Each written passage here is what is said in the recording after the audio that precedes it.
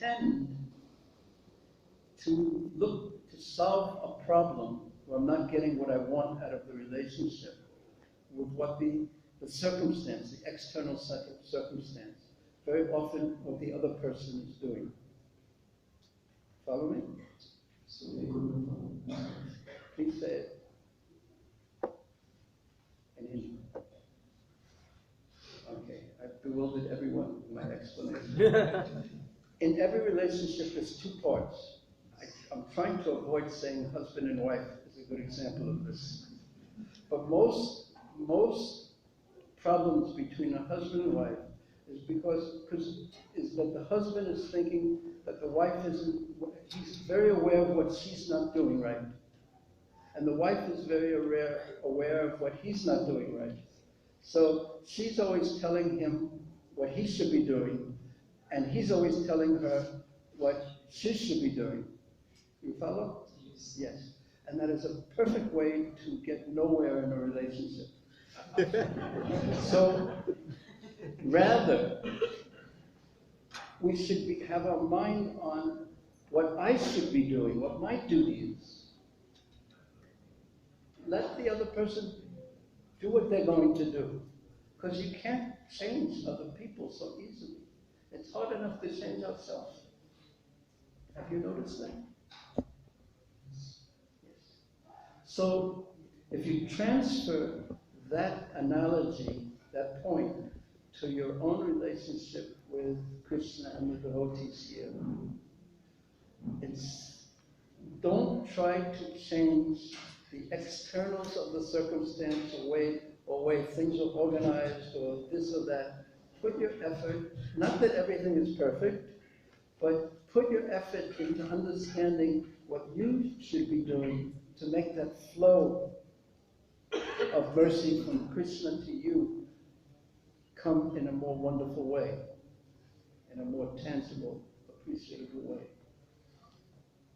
You should try to become Narada Muni's qualities. What a serving attitude he had. He was prideless. He was humble. He was not naughty.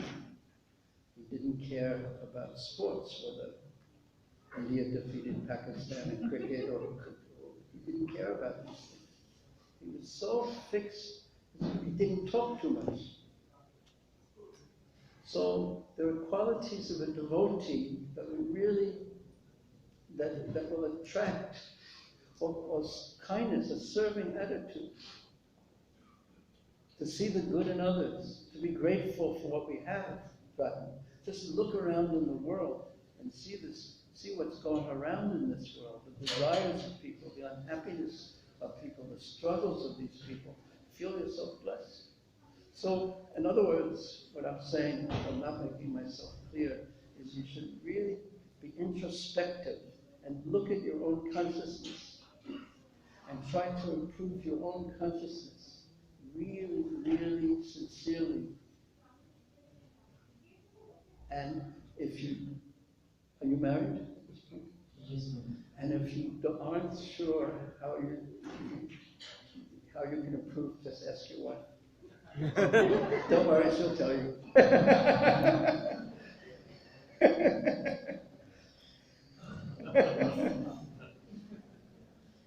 Yes? I'm just teasing you a little bit because you have such a nice name.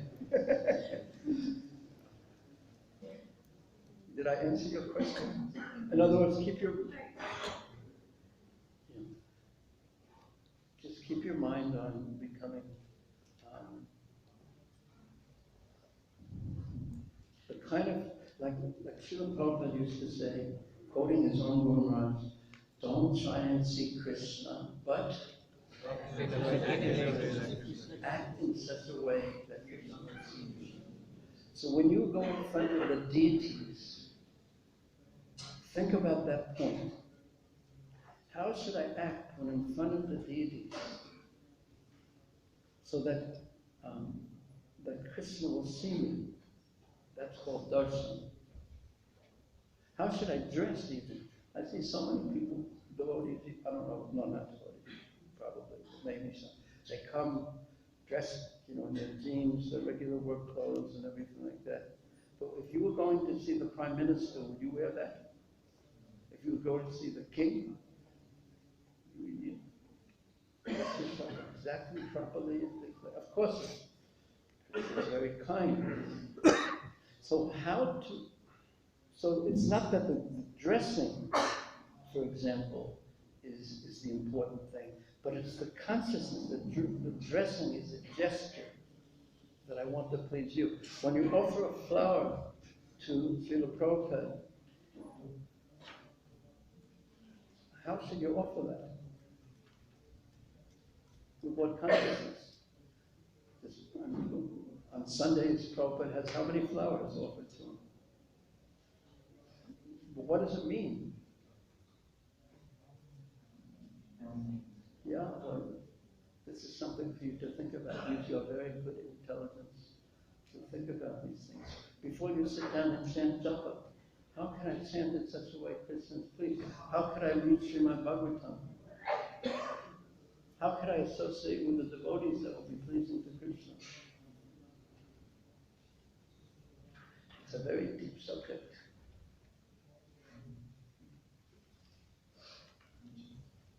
And then ask yourself, what do I really want for my walking into Radha-Parthasarthi Mandir? What do I really want from going in here? Do I walk in here to see Krishna? What do I really want? A very interesting question. But don't just ask yourself that question. You don't have to tell anyone else your conclusions. Is that okay?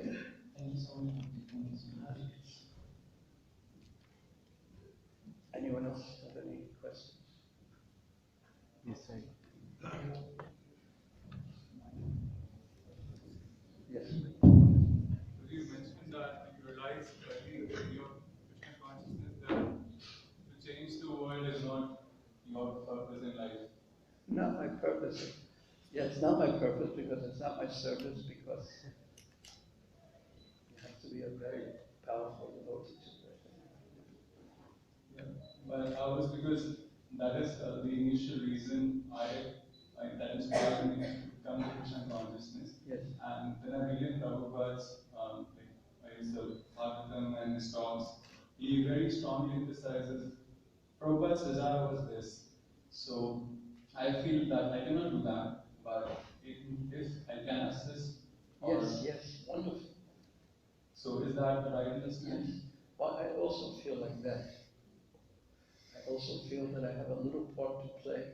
And Prabhupada said that I have built the structure. I built the whole world. No, he didn't actually say that, but he built the structure. Now you fill in. So we have to understand what our part in that is, and I think in the structure, in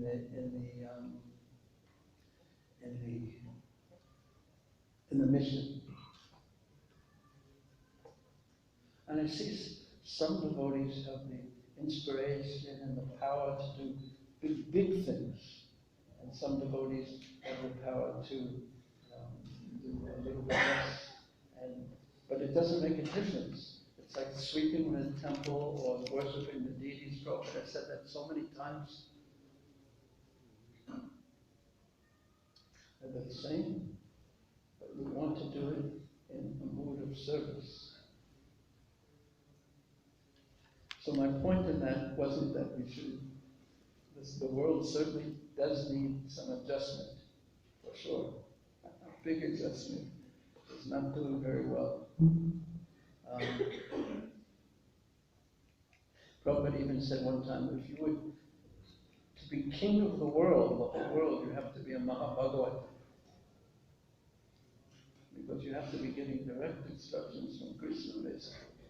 So, if your service is to cook the prasadam, it's so important for the devotees who are distributing, who are doing this, who are coming from a hard day of work. And there's so many services that we can do in assistance. So, did I make it clear? there's a big mission of the International Society for Krishna Consciousness, a big mission. And to serve in it is a great fortune. Can I ask another question? Yes. In our prayers every day in the morning, we have a lot of lines which translate into worshipping the lotus feet of the spiritual master. Yes. So I wonder what exactly does that mean in relationship to Narada Muni's interaction with the. Please ask your question again so I can make sure I understand it correctly. The morning prayers, the Guru Iskcon and the Guru Puja, they have these lines in which we are worshipping the lotus feet of the spiritual master and consider them as the way to transcend the material world of suffering. So what does that mean, that worship? Does it mean following instructions of the spiritual master? Serving. Yes, worshipping the feet of the spiritual master. Serving the mission, serving the instructions, because one spiritual master, it could be a very long topic, but he has taken the instructions he's given you from his spiritual master. And he has taken the instructions that spiritual has taken. So it's just passing on those instructions, because the spiritual master doesn't think that he has the power to bless you, but he knows his spiritual master has that power. So he tries to engage the disciple in such a way that his spiritual master's blessings come to that disciple. Does that answer your question? Prabhu, there's a problem. Take down nobody. What to do?